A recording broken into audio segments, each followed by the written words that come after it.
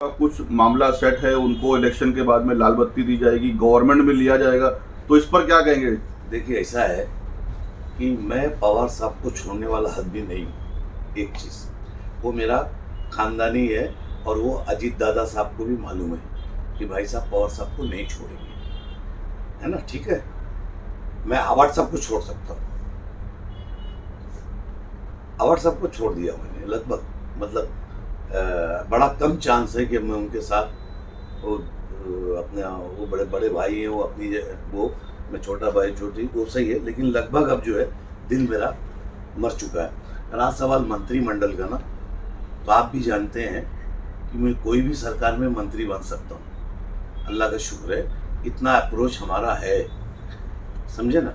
तो मैं अगर मंत्री बनना होता तो मैं ये 5 साल से फाफड़े नहीं मारता था, पहले ही बन उनके समझा ना, उसका आनंद ले लेता था और लोगों के जो काम थे वो मैं काम करता था। ठीक है भाई तो साहब, मुमरा के अंदर जो काफ़ी माहौल को गर्म देखा जा रहा है चुनावी सत्र के ऊपर, तो जिस तरीके से दोनों गुटों में नजीबुल्लाह और आवाड़ साहब के दोनों गुटों को देखते हुए, जैसा कि आम जनता आपके एक बयान के इंतजार में रहती है कि अभी भाई साहब क्या कहेंगे, तो ये वोट को लेकर आप मुमरा की जनता से क्या कहना चाहोगे? मैं जो मुमरा की जनता से कह रहा हूँ ना, अपील कर रहा हूँ ना, स्टेज पे जा रहा हूँ ना, मैं कोई वो राष्ट्रवादी का गले में वो नहीं डाला हूँ। मेरे साथ नाइंसाफ़ी हुई है, मैं नाइंसाफ़ी का प्रचार कर रहा हूँ।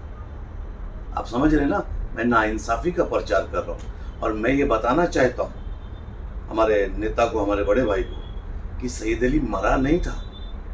सईद अली अदब में कुछ बोलता नहीं था।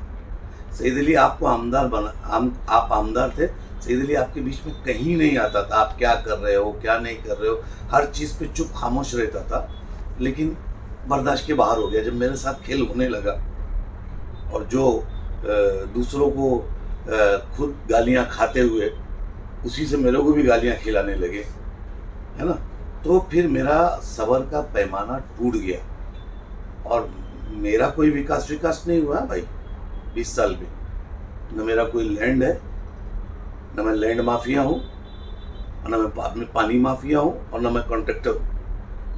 मैं सिंपल ज़िंदगी जीता हूँ, भक्तिंग की ज़िंदगी जीता नहीं हूँ।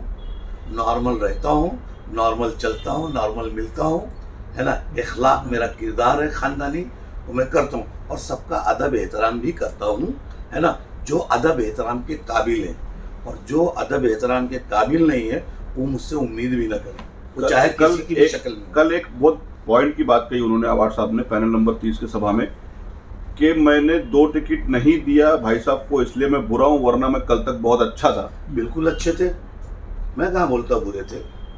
कल तक अच्छे थे, आगे भी अच्छे रहेंगे, उसके आगे भी अच्छे रहेंगे। रिश्ते खत्म नहीं होते। पॉलिटिकल रिश्ता खत्म हो गया, पॉलिटिकल रिश्ता खत्म हो गया, बाकी कोई रिश्ते खत्म नहीं हो गए। मेरा कोई ऐसा व्यक्तिगत उनसे कोई मतभेद मनभेद नहीं है।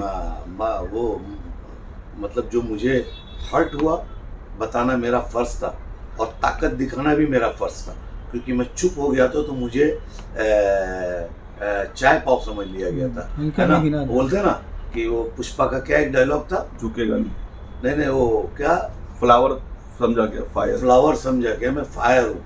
5 दिन में मुमरा की हवा बदल दिया ना, है ना। अब जितने समर्थक उनको लेके मेरे को गाली दो सब जन। लेकिन भाई साहब कहीं ना कहीं आप कह रहे हो अभी भी ऑन कैमरा के मेरे बड़े भाई और हमेशा रहेंगे, तो आपके बड़े भाई का दिल दुखा है, वो कहीं ना कहीं आहत हुए आपकी बातों से, तो उसको लेकर के क्या कहें? अगर मेरे कोई शब्द उनको ऐसा चुभा तो उसके लिए मैं ऑन कैमरा माफ़ी मांगता हूँ, क्योंकि ये मेरा ख़ानदानी फ़र्ज़ है।